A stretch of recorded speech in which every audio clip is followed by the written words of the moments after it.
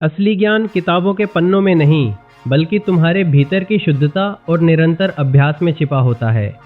एक बहुत ही अद्भुत और प्रेरणादायक संवाद हुआ, जहां एक नन्हे से भक्त ने महाराज जी से एक ऐसा सवाल पूछा जो हम सबके मन में कभी न कभी आता है, लेकिन हम पूछने से हिचकिचाते हैं। सोचो, एक चौथी कक्षा का बच्चा जिसे पूरी श्रीमद् भगवद गीता कंठस्थ है। जी हाँ, आपने सही सुना, चौथी क्लास से वो बच्चा गीता पढ़ रहा है और 4 साल की कड़ी मेहनत और लगन के बाद उसे गीता जी का हर एक श्लोक जुबानी याद है। ये अपने आप में एक चमत्कार से कम नहीं है कि इतनी छोटी उम्र में किसी के पास ऐसे संस्कार हों। लेकिन उस बच्चे की समस्या ये थी कि श्लोक तो रट गए, मगर उनका अर्थ समझ नहीं आ रहा। वो बच्चा बड़ा ही मासूमियत से महाराज जी से कहता है कि मैं बोल तो रहा हूँ, पर समझ कुछ नहीं रहा, क्या मेरी ये मेहनत बेकार है?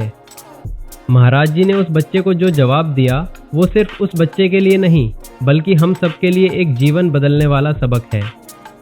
उन्होंने बड़े प्यार से कहा कि अर्थ की चिंता बिल्कुल मत करो। ये मत सोचो कि तुम्हें अभी समझ नहीं आ रहा है तो तुम पढ़ना छोड़ दोगे। जब तुम एकांत में बैठकर गीता जी का पाठ करते हो तो वो केवल संस्कृत के शब्द नहीं होते, वो साक्षात भगवान का स्वरूप होते हैं।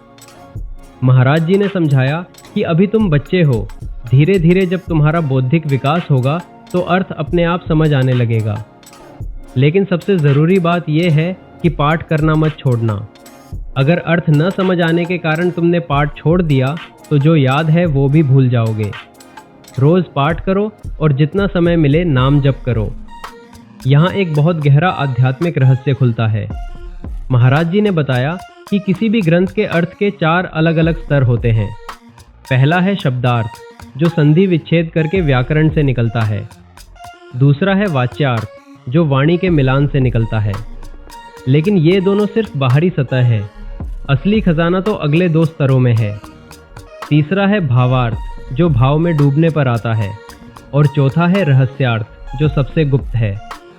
ये रहस्यार्थ किसी डिक्शनरी या गूगल पर नहीं मिलता। ये तब प्रकट होता है जब तुम भजन करते हो। जब तुम निरंतर नाम जप करते हो तो भगवान की कृपा से वो रहस्य तुम्हारे हृदय में अपने आप प्रकट हो जाता है।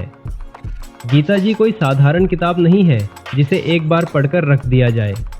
जैसे भगवान विराट है, अनंत है, वैसे ही उनकी वाणी भी विराट है। कोई भी लेखक या टीकाकार ये दावा नहीं कर सकता कि मैंने गीता का पूरा अर्थ लिख दिया है और इसके आगे कोई और अर्थ नहीं हो सकता। ऐसा कहना अज्ञानता है। भगवान की वाणी का अर्थ कभी खत्म नहीं होता।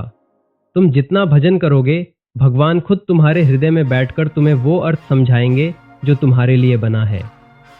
वेद भी भगवान का वर्णन करते करते नेति नेति कह देते हैं, जिसका मतलब है कि इतना ही नहीं और भी है, क्योंकि अनंत महिमा वाले भगवान को शब्दों की सीमा में नहीं बांधा जा सकता। फिर बात आई रसमय ग्रंथों की, जैसे 84 जी या केलीमाल जी। यहाँ महाराज जी ने बहुत बड़ी चेतावनी दी। उन्होंने कहा कि इन ग्रंथों का हिंदी अनुवाद या टीका पढ़ने की कोशिश मत करना। क्यों? क्योंकि अभी हमारी बुद्धि सांसारिक है। अगर हम अपनी गंदी और भोग विलास वाली बुद्धि से उन दिव्य लीलाओं का अर्थ पढ़ेंगे तो हमें उसमें भी संसार ही दिखेगा। हमें भगवान की लीला में भी वासना नजर आ सकती है, क्योंकि चश्मा तो हमारी आंखों पर संसार का चढ़ा है। इसलिए अर्थ मत पढ़ो, वरना अनर्थ हो जाएगा। तो फिर करे क्या? महाराज जी ने इसका बहुत सुंदर समाधान दिया। गायन करो, बस गाओ। ये सिद्ध मंत्र हैं। जब तुम इन पदों का गायन करोगे तो ये अपना प्रभाव खुद दिखाएंगे। जैसे दवाई खाने पर असर करती है, चाहे तुम्हें उसका केमिकल फॉर्मूला पता हो या ना हो, वैसे ही जब तुम राधा कृष्ण की लीलाओं का गायन करोगे तो धीरे धीरे तुम्हारा हृदय शुद्ध होगा। जब हृदय भाव देश में प्रवेश करेगा तब तुम्हें रोना आएगा। वो आंसू बताएंगे कि तुम्हें अर्थ समझ आ गया है। वो प्रेम का अनुभव ही असली अर्थ है। महाराज जी ने उस बच्चे को शाबाशी देते हुए कहा कि तुम्हारे पूर्व जन्म की कोई तपस्या रही होगी जो इतनी कम उम्र में तुम्हें ये भगवत मार्ग मिला। बस गंदे बच्चों का संग मत करना, मोबाइल पर गंदी चीज़ें मत देखना और सतमार्ग पर चलते रहना। ये रास्ता प्रेम का है, बुद्धि के व्यायाम का नहीं। 84 जी को हितवाणी कहते हैं, यानी प्रेम की वाणी। इसे शब्दार्थ से नहीं समझा जा सकता। इसे समझने के लिए किशोरी जी के चरणों में प्रेम होना ज़रूरी है। और वो प्रेम आएगा निरंतर श्रवण और कीर्तन से। इसलिए दिमाग पर जोर मत डालो, बस नाम जपते रहो और पाठ करते रहो। भगवान खुद गुरु बनकर तुम्हारे अंदर से तुम्हें सब समझा देंगे।